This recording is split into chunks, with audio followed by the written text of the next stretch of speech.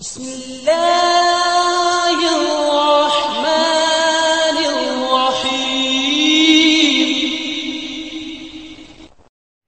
वालेकुम दोस्तों, मैं हूं मोहम्मद अमजद और आप लोग देख रहे हैं मेरा यूट्यूब चैनल। आज है 16 सितंबर 2024 और जो कुरानंदाजी है वो है 200 रुपये वाली प्राइस बाउंड की। पिशावर में ये हो रही है और ड्रॉ नंबर है ये 99।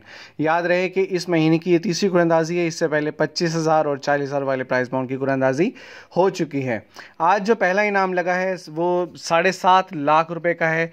इसमें इनामात की तफसील हम आपको पहले बता देते हैं। पहला इनाम 7.5 लाख का है। दूसरा इनाम जो है वो 2.5 लाख रुपए का है और ये टोटल 5 इनाम आते हैं। जबकि तीसरा इनाम जो है वो 1250 रुपये का है और ये 2394 इनाम आते हैं।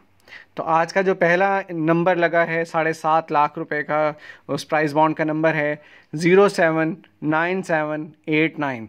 जी हाँ, पहला इनाम जो लगा है 079789।